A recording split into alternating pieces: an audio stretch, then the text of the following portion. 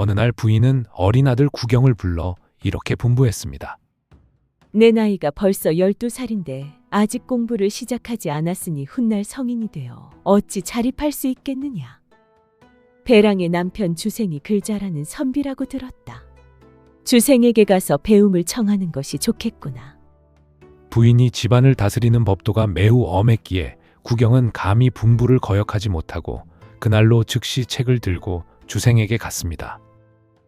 주생은 마음속으로 기뻐하여 이제 됐구나 생각하며 제삼 겸손하게 사양한 뒤 마침내 구경을 가르치기로 했습니다.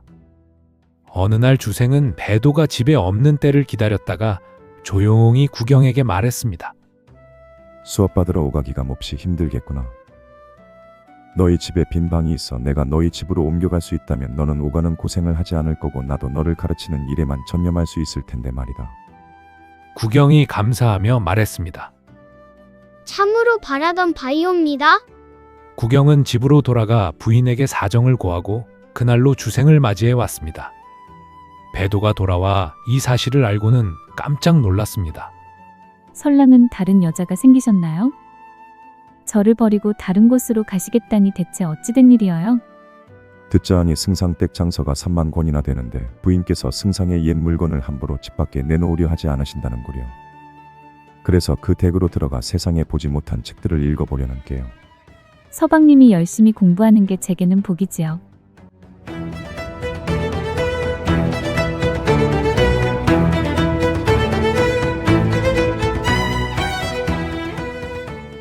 주생은 승상의 집으로 거처를 옮기긴 했지만 낮에는 구경과 함께 지내고 밤에는 집안의 문단속이 철저해서 뾰족한 수를 낼 수가 없었습니다. 고민으로 잠 못 이루며 열흘을 보내더니 문득 이런 생각이 들었습니다. 내가 여기 온 건 본래 선아를 만나보기 위해서였건만 지금 좋은 봄날이 다 지나가는데 아직도 만남을 이루지 못하고 있구나. 황화가 맑아지기를 기다리자니 사람의 수명이 얼마나 될까. 차라리 깊은 밤에 선화의 방으로 뛰어드는 게 낫지 않을까. 잘 되면 높은 감투고 안 되면 죽기밖에 더 하겠어.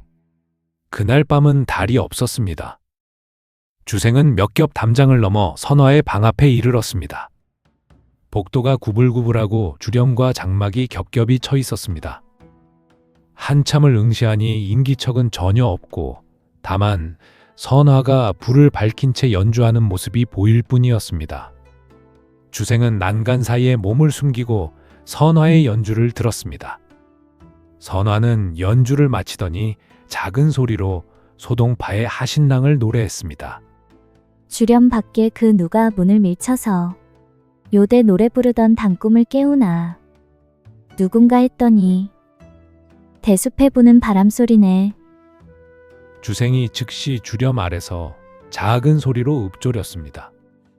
바람소리라 하지 마오. 진짜 님이 오셨으니. 선화가 못 들은 척 불을 끄고 잠자리에 들자 주생은 안으로 들어와 잠자리를 함께 했습니다. 선화는 나이가 어린데다 몸도 약해서 정사를 견디지 못하더니 이윽고 옅은 구름 사이로 비가 쏟아지듯 하면서 버들 같은 자태에 꽃 같은 아름다움을 내뿜고 보드랍고 달콤한 말을 속삭이며 얼굴을 살짝 찡그려 웃음 지었습니다. 주생은 벌과 나비가 꽃을 탐하듯 정신이 아득히 녹아내려 새벽이 밝아오는 줄도 몰랐습니다. 문득 맑은 꾀꼬리 소리가 난간 밖 꽃밭에서 들려왔습니다. 주생은 깜짝 놀라 문 밖으로 나갔습니다. 고요한 연못에 새벽 기운이 아슴푸레했습니다. 선화는 문 밖으로 나가 주생을 전송하고는 문을 닫고 들어오며 말했습니다. 앞으로 다시는 오지 마세요. 비밀이 누설되면 목숨이 위태로울 거예요. 주생은 가슴속이 꽉 막히며 목이 메어왔습니다. 주생은 뛰어가며 말했습니다. 간신히 좋은 인연을 맺었건만 왜 이리 야박하게 대하시오. 방금 한 말은 농담이에요. 노여워 마시고 저녁에 다시 만나기로 해요. 주생은 알겠소. 알겠소. 연신 대답을 하며 떠나갔습니다. 선화는 방으로 돌아와 초여름날 새벽에 꾀꼬리 소리를 듣다는 절구 한 편을 지어 창 위에 썼습니다. 어둑한 구름에서 비가 내린 뒤 푸른 버드나무 향기로운 푸른 그림 같고 안개 같네. 봄날의 시름은 봄과 함께 가지 않고 어이의 새벽의 꼬리 따라 베개 곁에 왔는지. 밤이 되자 주생은 다시 선화의 방으로 갔습니다. 문득 담장 아래 나무 그늘에서 신발 끄는 소리가 들렸습니다. 주생은 누군가에게 들킬까 겁이 나 발길을 돌려 달아났습니다. 발소리를 냈던 사람은 파란 매실을 던져 주생의 등을 정통으로 맞췄습니다. 주생은 낭패하여 도망갈 곳을 찾을 수 없자 대숲 아래로 몸을 던져 엎드렸습니다. 발소리를 냈던 이가 목소리를 낮추어 말했습니다. 서방님, 겁내지 마세요. 앵앵이 여기 있어요. 앵앵은 당나라의 문인 원진이 지은 정기소설 앵앵전의 여주인공 이름입니다. 주생은 그제야 선화에게 속은 줄 알고 일어나 선화의 허리를 안으며 말했습니다. 어쩌면 이렇게 감쪽같이 사람을 속인단 말이오. 선화가 웃으며 말했습니다. 어찌 감히 서방님을 속이겠어요? 서방님이 혼자 겁을 먹은 게지요. 향을 훔치고 옥을 훔쳐냈으니 겁먹지 않을 수 있겠소. 향을 훔치고 옥을 훔쳤다는 것은 금지된 사랑을 나누었다는 뜻입니다.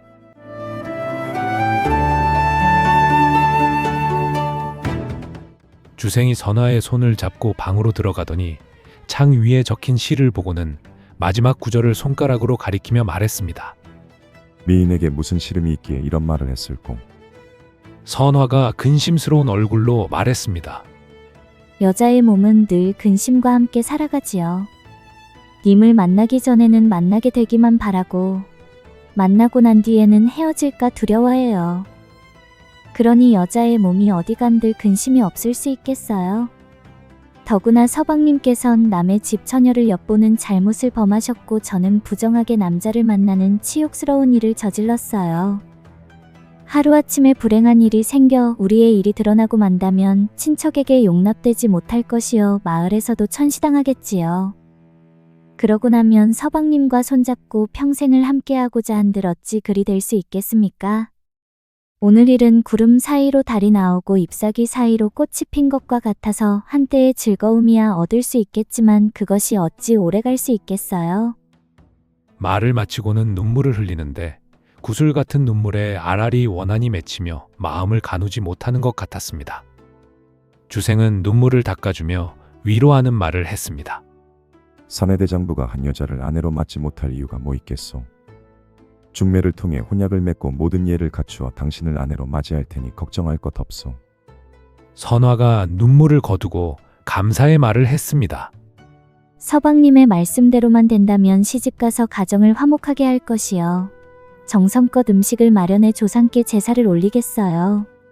선화는 화장품 상자에서 작은 솜거울을 꺼내 둘로 쪼개더니 하나는 자신이 간직하고 다른 하나는 주생에게 주며 말했습니다. 하촉을 밝히는 그날까지 기다렸다가 이 거울을 다시 합하기로 해요. 또 비단 부채를 주생에게 주며 말했습니다. 이 두 가지 물건은 비록 보잘것없는 것이지만 제 마음을 표하기에는 부족함이 없을 거예요. 모쪼록 남편과 함께 봉황을 타고 하늘에 올랐던 농옥을 기억하시고 가을날 비단 부채에 원망을 남기지 말아주세요. 항아의 모습은 보이지 않을지라도 환한 달을 보듯 이 거울을 어여삐 여겨주세요. 가을날 비단 부채란 부채가 여름에만 소용되고 가을에는 소용되지 않는다는 데서 실연당한 여인이 자신을 비유하는 말로 사용됩니다. 항아는 달나라에 산다는 선녀입니다. 이날 이후 두 사람은 하루도 빠짐없이 밤에 만났다가 새벽에 헤어지는 일을 반복했습니다.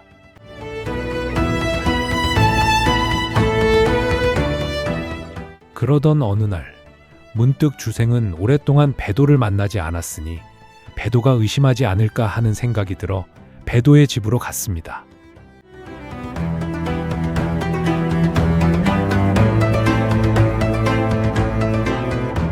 선화는 밤에 주생의 방에 와서 몰래 주생의 가방을 뒤지다가 배도가 주생에게 준 시 몇 편을 발견했습니다.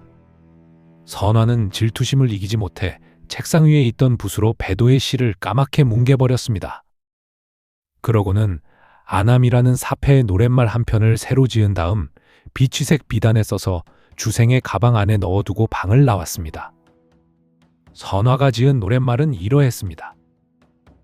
창밖에 드문드문 반딧불빛 깜박이고 높다란 누각에는 달이 걸렸네. 섬돌에는 대나무를 지나는 바람소리, 주렴에는 오동나무 그림자, 밤은 고요하고 사람은 시름겹네. 방탕한 그대는 소식도 없이 어디서 한가로이 논이는지 생각지 않으리라.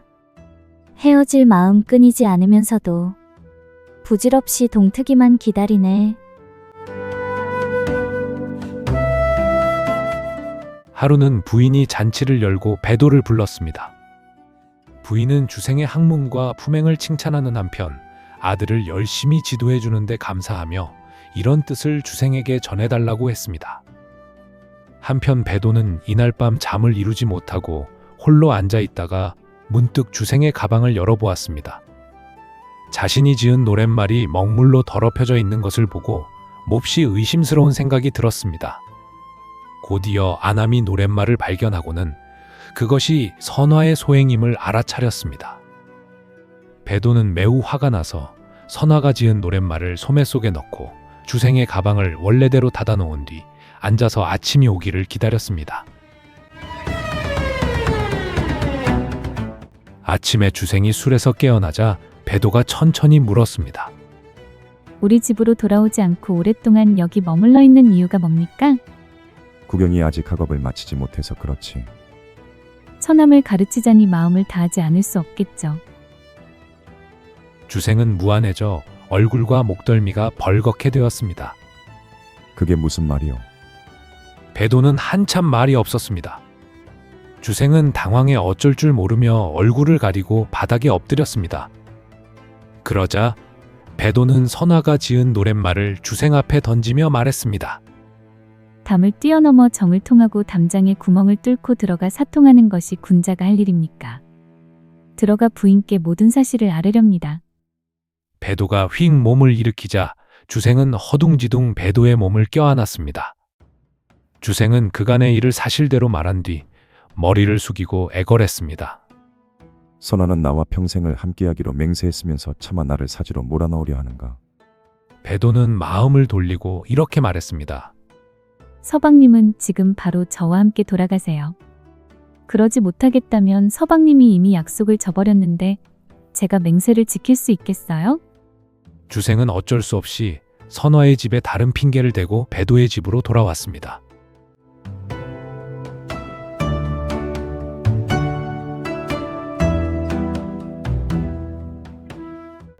배도는 주생과 선화의 일을 알게 된 뒤로 다시는 주생을 설랑이라 부르지 않았습니다. 그동안 속았던 것이 생각나 마음이 편치 않았기 때문입니다. 주생은 선화 생각이 간절하여 날이 갈수록 초췌해졌습니다. 병들었다며 자리에서 일어나지 못한 지도 수십일이 지났습니다. 그리고 어느 날 뜻밖의 일이 벌어졌습니다. 구경이 벼랑간 병이 들어 시름시름 앓다가 백방의 약이 효염이 없어 그만 죽고 말았습니다. 주생은 제수를 갖추어 가서 구경의 영전에 제사를 지냈습니다. 선화 또한 주생을 생각하다가 병이 들어 혼자 힘으로는 거동도 할 수 없었는데 홀연 주생이 왔다는 말을 듣고는 병을 무릅쓰고 억지로 몸을 일으켰습니다. 선화는 옅은 화장에 소복 차림으로 주렴을 친 방 안에 홀로 서 있었습니다. 주생이 제사를 마치고 돌아서니 바라보니 멀리 선화의 모습이 보였습니다. 눈길에 정을 담아 보내고 나와 잠시 서성이다 돌아보니 선화는 이미 보이지 않았습니다. 몇 달 뒤 배도 또한 배신감 때문인지 시름시름 앓더니 병에 걸려 일어나지 못하게 되었습니다. 그러던 차에 배도는 죽음에 임박해서 주생의 무릎을 베고 눈물을 삼키며 말했습니다. 미천한 제가 서방님의 그늘에 의지해 살아왔거늘 꽃이 시들기도 전에 두견새가 먼저 울 줄 어찌 알았겠습니까? 이제 서방님과 영원히 이별이군요. 화려한 옷과 아름다운 음악도 오늘로 끝이고 지난날의 바람도 이미 허사가 되었네요. 한 가지 소원이 있어요. 제가 죽은 뒤 선화를 아내로 맞으시고 서방님이 자주 오가는 길가에 제 뼈를 묻어주세요. 그렇게만 해주시면 저는 죽어도 산 것과 다름이 없을 거예요. 꽃이 시들기도 전에 두견새가 먼저 운다는 것은 자신의 때에 이른 죽음을 비유한 말입니다. 배도는 말을 마치고 기절하더니 한참 뒤에 다시 깨어나 눈을 뜨고 주생을 보며 말했습니다. 서방님, 부디 몸 건강히 지내세요. 부디 몸 건강히 지내세요. 그렇게 몇 번이나 연이어 말하고는 숨을 거두었습니다. 주생은 몹시 애통해했습니다. 곧이어 주생은 배도의 소원대로 호수가 큰 길가에 배도를 묻고 제문을 지었습니다. 모년 모월 모일 매천거 사는 제수를 갖추어 배랑의 영전에 제사를 올립니다. 아, 훌령이요. 그대의 마음은 꽃처럼 아름답고 그대의 자태는 달처럼 아리따웠습니다. 춤은 바람에 날리는 장대의 버들개지 같았고 미모는 깊은 골짜기에서 이슬을 머금고 붉은 꽃을 피운 난초보다도 빼어났습니다. 교묘한 시는 소양남과 짝을 이룰 만했고 고운 노랫말은 가오나도 이름을 다투기 어려웠습니다. 이름은 비록 기적에 묶여 있었지만 지조는 정숙함을 잃지 않았습니다.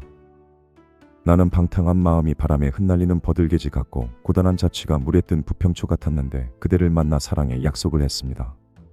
우리 두 사람은 평생 조이 지내면서 서로를 잊지 말자며 밝은 달을 두고 맹세했습니다.